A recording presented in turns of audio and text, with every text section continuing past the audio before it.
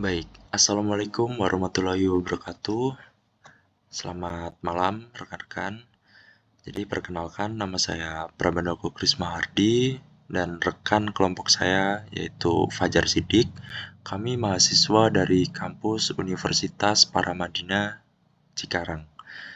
Baik, di video ini saya akan menjelaskan bagaimana sih caranya kita untuk scraping data dari web dan menyimpannya ke MongoDB. Jadi software yang kita gunakan yaitu ada VS Code untuk mengedit data-datanya, yang kemudian nanti kita perlukan juga MongoDB Kompas ya untuk hasil akhirnya. Baik, eh, langsung saja. Jadi setelah teman-teman sudah menentukan artikel mana yang kita akan scrap nih, atau website mana nih yang mau kita scrape. Jadi langkah awal yang perlu kita lakukan adalah mengcopy ya dari linknya ini atau URL dari si artikel ini. Kita Ctrl C aja. Kemudian kita memasukkan link ini ke dalam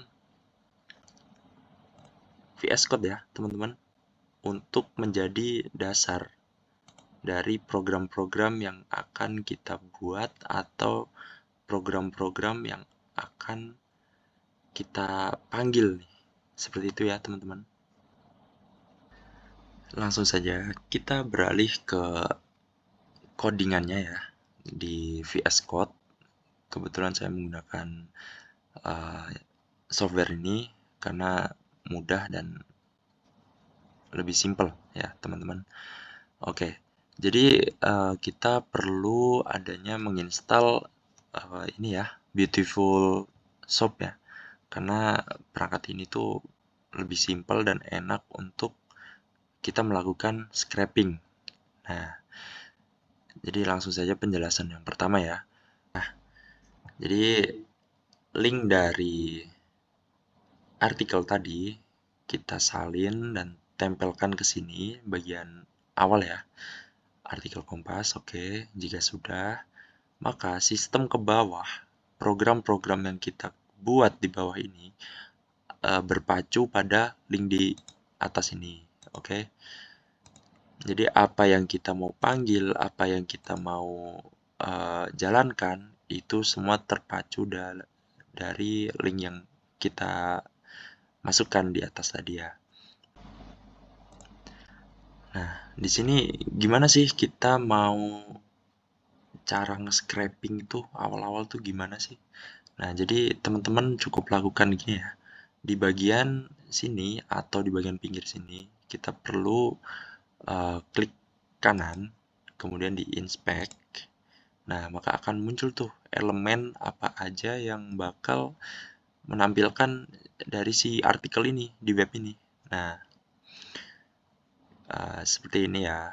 Ini di div class, mana nggak ada. Nah, misalnya ini div class container clearfix, itu mencakup semuanya ya. Kemudian, nah, untuk di read title, ini hanya menampilkan untuk title atau judul dari artikelnya yang nanti kita akan panggil ya. Jadi kita tandain, kita perlu ingat ketika kita mau memasukkan judul atau topik yang artikel kita akan scrap, jadi kita hanya perlu memasukkan ini aja teman-teman, H1 class sama dengan read title, karena nanti secara sistem dia akan membaca, oh saya memanggil dari elemen URL yang tadi kita pilih sebelumnya, saya harus memanggil si kelas read title ini nih, yaitu si topik dari artikel ini. Begitu ya teman-teman. Oke, kita kembali lagi ke VS Code-nya. Nah, seperti tadi nih di bagian judul sudah kita lihat ya tadi di website bahwa di bagian judul kita akan memanggil khusus topiknya aja nih, judulnya. Nah, maka tadi yang di artikel, judul itu kan di bagian ini ya, H1 class read title. Nah, maka kita cukup panggil ininya aja, teman-teman. Panggil H1 class read title. Maka dia secara otomatis akan membaca nih, apa sih yang harus saya panggil, apa sih yang harus saya print. Nah, ketika sistem sudah membaca, maka dia akan otomatis print dari judul tersebut. Nah, begitupun dari isi artikel. Nah, isi artikel nanti kita akan lihat ya di bagian website lagi. Kita hanya memanggil div class read content. Karena di read content ini itu akan memanggil secara otomatis isi dari artikel tersebut. Oke, kita kembali lagi ke si artikel ya, teman-teman. Oke, kita lanjut. Nah, ini adalah bagian dari isi artikel ya, teman-teman. Cukup kita klik kanan, kemudian inspect. Nah, di sini muncul kan, kita cukup klik aja nih, div class read content. Nah, read content ini mencakup keseluruhan isi dari artikel ini ya, teman-teman. Jadi, kita gampang mau ngeceknya. Cukup geser aja mouse kita ke bagian read content. Nah, otomatis yang di samping kiri ini akan terblok biru, yang artinya dari program div ini mencakup isi dari si artikel, begitu teman-teman. Nah, jadi kita cukup memanggil div class read content ke dalam program kita untuk menampilkan isi dari si artikel ini. Begitu ya teman-teman, sudah jelas. Oke, kita kembali ke VS Code-nya. Oke, kita lanjut. Jadi, nah ini ya, tadi yang bagian isi artikel cukup kita panggil dengan ini, kita memasukkan konten sama dengan sub titik find div class read content, karena read content ini tadi berisi dari keseluruhan isi dari si artikel ya teman-teman. Nah, lanjut aja. Jadi, nah untuk bagian judul tadi sudah. Terus ini untuk mencari bagian penulis, sama juga dengan apa yang kita lakukan sebelumnya ya teman-teman. Oke, jadi langsung aja kita beralih ke yang bawah. Nah, di bagian ini kita buat untuk si sistem ini ngeprint ya teman-teman, ngeprint atau mencetak apa yang menjadi perintah kita. Nah, di sini kita isi ya, isi artikel sama dengan konten get text. Artinya dia mendapatkan atau dia mengambil teks dari apa yang kita sudah perintahkan di sini yang berpacu pada link si artikel. Nah, seperti itu ya teman-teman. Maka di sini kita ada melakukan untuk perintah ngeprint atau mencetak dari si artikel itu ya. Kemudian yang nantinya kita akan menyimpan data yang sudah sistem yang sudah mengambil dari artikel ini, yang nantinya akan disimpan ke dalam file artikel_kompas.csv. Nah, kita misal mau membuat mencetaknya ini dalam bentuk teks, tinggal dirubah aja ya di sini, teks gitu aja. Nah, namun karena kita bertujuan membuat CSV, jadi langsung aja CSV gitu aja ya teman-teman, untuk nantinya mempermudahkan kita dalam memasukkan ke DB Kompas, seperti itu teman-teman. Jangan lupa di Ctrl S, kemudian kita running aja ya, kita cek coba di bawah.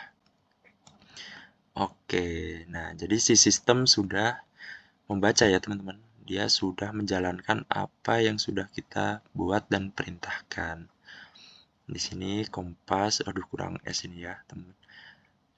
seiring kemajuan pesat kebuatan, jadi dia udah langsung merangkum gitu ya teman-teman ya, dari apa yang kita sudah lakukan tadi.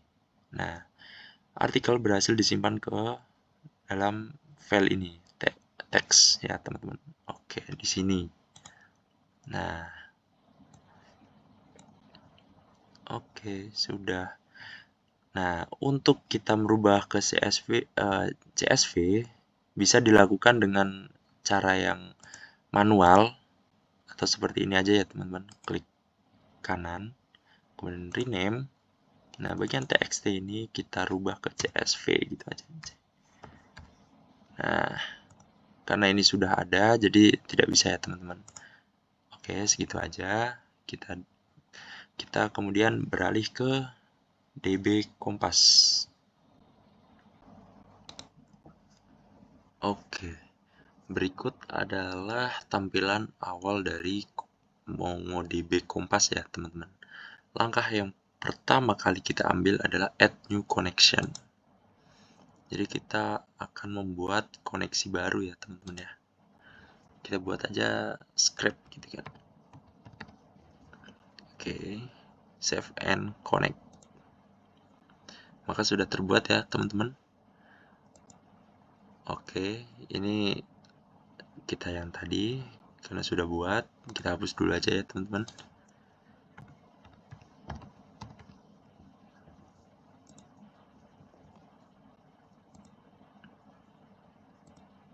Nah, teman-teman, setelah tadi membuat connection, selanjutnya adalah tekan tombol plus ini ya teman-teman di create database-nya. Kita buat database baru dengan nama script gitu aja ya. Collection-nya artikel. Oke, kalau sudah tinggal klik aja create database. Nah, file CSV yang kita sudah simpan tadi di VS Code, maka kita masukkan nih teman-teman, import ke sini. Klik aja ya, klik. Kemudian kita cari nih di mana letaknya file CSV tersebut. Nah, karena tadi filenya saya tempatkan di sini, langsung pilih dan select. Nah, secara otomatis dia akan sudah masuk ya, teman-teman. Kita import aja. Nah, sudah masuk di MongoDB Kompas. Yang dalam artian ini sudah berhasil ya, teman-teman. Tuh. Posisi entry data selama ini memberikan lapangan kerjaan bagi mereka. Terpotong. Oke, sekian video yang dapat saya sampaikan. Mohon maaf bila terdapat kesalahan kata atau terdapat tutur kata yang kurang baik ya, teman-teman. Saya akhiri. Wassalamualaikum warahmatullahi wabarakatuh.